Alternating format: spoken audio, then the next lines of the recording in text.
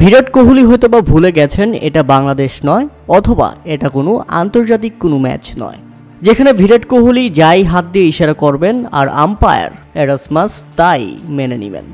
এটা যে নিজের দেশ, এটা যে আইপিএল, এখানে বিরাট কোহলিকে যে গুনে না বিসিসিআই সেটা কিন্তু আজ দেখিয়ে দিয়েছে তারা। তাই তো নিজের দেশেই শক্তি খাটাতে পারেন না বিরাট কোহলি।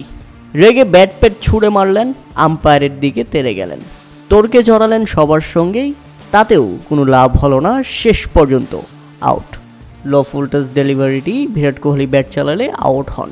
আম্পায়ার সাথে সাথে আউট দিয়েছিলেন, কিন্তু বিরাট কোহলি নো বলের আবেদন করেন এবং টিভি রিপ্লাইতে দেখা যায় বলটি ছিল তার কোমরের উপরে। কিন্তু একটু ভালো করে লক্ষ্য করলেই দেখতে পাবেন বলটি কিন্তু নিচু হয়ে স্টাম্পের দিকে যাচ্ছিল এবং বিরাট কোহলি দ্বার প্রান্ত পেরিয়ে সামনে এগিয়ে গিয়েছিলেন। তাই তো টিভি আম্পায়ার থেকে তৃতীয় আম্পায়ারের মতে বিরাট কোহলি তার ক্রিজের বাইরে ছিলেন।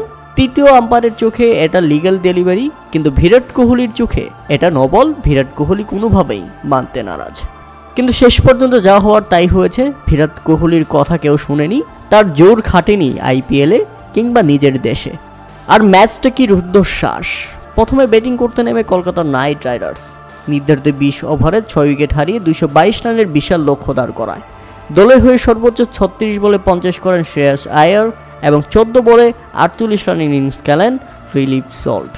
আর জবাবে ব্যাটিং করতে নেমে রয়্যাল চ্যালেঞ্জার্স বেঙ্গালুরুও ছিল দুর্দান্ত। শেষ ওভারে তাদের জয়ের জন্য প্রয়োজন ছিল 21 রান, তবে জয়ের দ্বার প্রান্তে পৌঁছে গিয়েছিল তারা। শেষ বলে প্রয়োজন ছিল 3 রান, আর এমন সময় 2 রান নিতে গিয়ে রান আউট। 2 রান নিতে পারলে শেষ পর্যন্ত আইপিএলের সুপার ওভার দেখতে পারতাম আমরা, কিন্তু আরসিবির ভাগ্য খারাপ, তাই তো রুদ্ধশ্বাস 1 রানের হার। দলের হয়ে সর্বোচ্চ 32 বলে 55 রান করেন উইল জ্যাক্স এবং 23 বলে 52 রানের ইনিংস খেলেন রজত পাতিদার। তবে এমন হার সত্যি দুঃখজনক, আর বিরাট কোহলির জন্য তো আরও বেশি দুঃখজনক এই ইস্যু নিয়ে। প্রিয় দর্শক, আপনি দেখে কি মনে করছেন? এটা কি নো বল ছিল নাকি রাইট বল?